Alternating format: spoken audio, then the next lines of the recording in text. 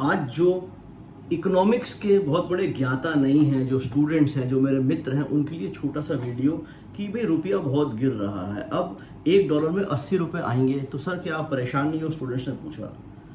देखिए, भारत का जो करंट अकाउंट डेफिसिट है या जिसको व्यापार घाटा कहते हैं, ये बढ़ता जा रहा है। व्यापार घाटा क्या होता है? अगर आप ज्यादा आयात करोगे, if you import more and you export less, that difference is the current account deficit. So Bharat का व्यापार घाटा बढ़ता जा रहा है। बढ़ क्यों रहा है भारत का व्यापार घाटा? क्योंकि भारत ज्यादा इंपोर्ट कर रहा है। इंपोर्ट भारत क्यों कर रहा है? इंपोर्ट भारत सबसे ज्यादा कच्चा तेल करता है। 80% कच्चा तेल भारत इंपोर्ट करता है।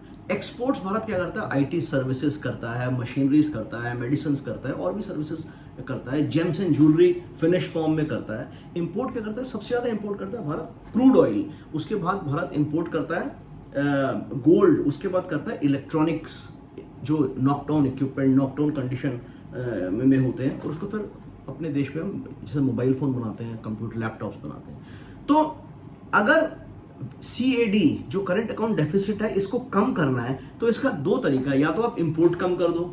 अगर आप इंपोर्ट कम कर दोगे, जैसे कच्चा तेल का आप इंपोर्ट कम कर दोगे, तो इसका मतलब भारत में ग्रोथ नहीं हो रही, लेकिन भारत में इंडस्ट्रियल ग्रोथ हो रही है, तो इंपोर्ट आप नहीं कम कर पाओगे। क्या कम कर सकते हो ये भी बाद में बताऊंगा, लेकिन आप एक्सपोर्ट्स बढ़ा सकते हो। ओके, सो अगर आप एक्सपोर्ट्स बढ़ा दोगे और इंपोर्ट उस गति से नहीं बढ़ेगा, तो करंट अकाउंट डेफिसिट कम हो जाएगा। करंट अकाउंट डेफिसिट कम हो जाएगा तो इसका मतलब डॉलर की वैल्यू स्टेबल हो जाएगी, रुपये की वैल्यू स्टेबल हो जाएगी डॉलर के अगेंस्ट। इतना आप समझ लीजिए। अब एक्सपोर्ट्स आपको ज्यादा करने हैं तो आपको क्या करना पड़ेगा?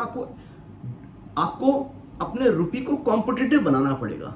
भारत का जो रुपये है वो करीब 7% डॉलर के हिसाब से गिरा है, लेकिन बाकी करेंसीज जो डॉलर के अगेंस्ट जो मुख्य करेंसी है वो 11 to 12% के हिसाब से गिरी है।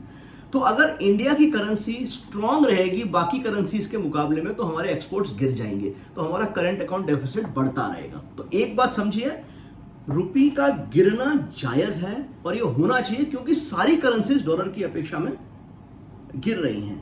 अब हम आते हैं दूसरी बात कि डॉलर स्ट्रांग क्यों हो रहा है।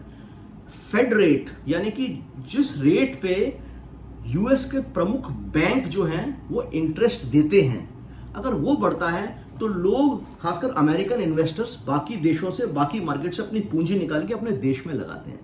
जैसे भारत से करीब करीब मेरे ख्याल से $32 बिलियन निकाल दिया शेयर मार्केट से। जब पूंजी कम हो जाएगी, जब लोग डॉलर्स कंट्री से निकाल लेंगे और अपने देश में इन्वेस्ट करेंगे, तो डॉलर बढ़ेगा। ओके, तो रुपये क्यों गिरना चाहिए? सपोज रुपये 70 रहता, $1 पे 70 रुपीज मिलते और बाकी सारी की सारी करेंसीज बहुत ज्यादा गिर जाती। लेट अस से बांग्लादेश से हम अगर कंपीट करते हैं कॉटन पे या एपरल पे, कपड़ों पे, और बांग्लादेश की करेंसी बहुत गिर जाती और हमारी करेंसी वहीं स्टेबल रहती, तो हमारा एक्सपोर्ट्स कॉम्पिटिटिव नहीं रह जाता। दवाइयों में हमारा एक्सपोर्ट्स कॉम्पिटिटिव नहीं रहता, स्पेशली बल्क ड्रग्स में या बल्क फॉर्मुलेशंस पे।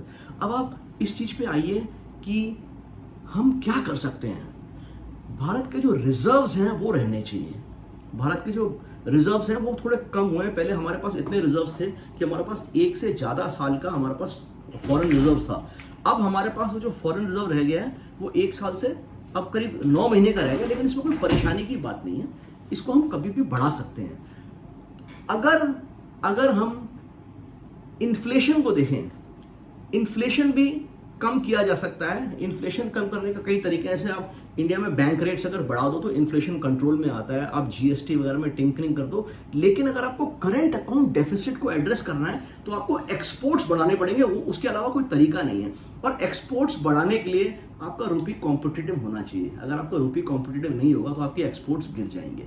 तो आपकी जो कंपनीज हैं, जो खासकर IT सॉफ्टवेयर कंपनीज है, सर्विसेज कंपनीज हैं, इनको आज दुनिया की और कंपनियों से कंपटीशन मिल रहा है, तो फिर इनका जो कॉम्पिटिटिव एज है, वो जो धार है वो कम हो जाएगी। अब भारत क्या कर सकता है? सपोज भारत किसी तरीके से ईरान के साथ, रशिया के साथ कंप्लीट जो अपनी ऑयल डिपेंडेंसी है वो जो डॉलर टर्म्स छोड़ के किसी और करेंसी में कन्वर्ट कर जाता है, तो डॉलर के मुकाबले रुपये अपने आप ही स्ट्रांग हो जाएगा। ये क्या हो सकता है? ये आसान काम नहीं है, लेकिन अगर आपको किसी चीज में आमूल परिवर्तन करना है तो आपको आसान काम नहीं देखने, आपको मुश्किल टारगेट्स देखने और फिर आसान करना है। एक मैं हिपोथेटिकल सिचुएशन कहता हूं, सपोज भारत सारा का सारा कच्चा तेल ईरान से लॉन्ग टर्म बेसिस पे इंपोर्ट करता है और रुपी टर्म्स पे करता है, तो क्या होगा? अपने आप ही डॉलर की वैल्यू कम हो जाएगी। दूसरी चीज, सेकेंड लार्जेस्ट इंपोर्ट सोना और इलेक्ट्रॉनिक पार्ट्स। आप सोने का इंपोर्ट कम कर दो, आप सोने का इंपोर्ट इतना कम कर दो, उससे भी डॉलर कमजोर होगा।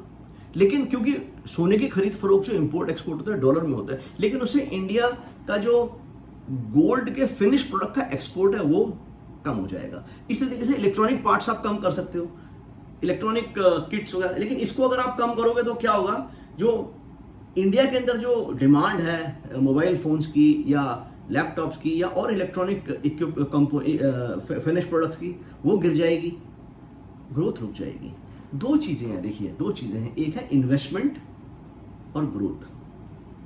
ग्रोथ भी एक्सपोर्ट की ग्रोथ, एक्सपोर्ट की ग्रोथ के लिए जरूरी है डॉलर नीचे गिरे। अगर आप मेरी माने, अगर भारत अपने ऑयल के साथ नॉन डॉलर डील नहीं करता तो भारत का रुपए 90 रुपए तक, भारत का रुपए और गिर सकता है। हो सकता है आने वाले कुछ वर्षों में 85, कुछ महीनों में 85 हो जाए, हो सकता है 90 भी हो जाए। लेकिन ये इस बात से हमें परेशानी तब तक नहीं होनी चाहिए जब तक कि हमारा जो रुपये का फॉल है वो जो डॉलर के अगेंस्ट बाकी करेंसीज की फॉल से ज्यादा ना हो।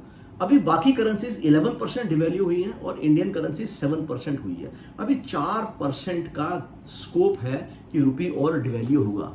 तो घबराने की बात नहीं है, आश्वस्त रहिए। Thank you.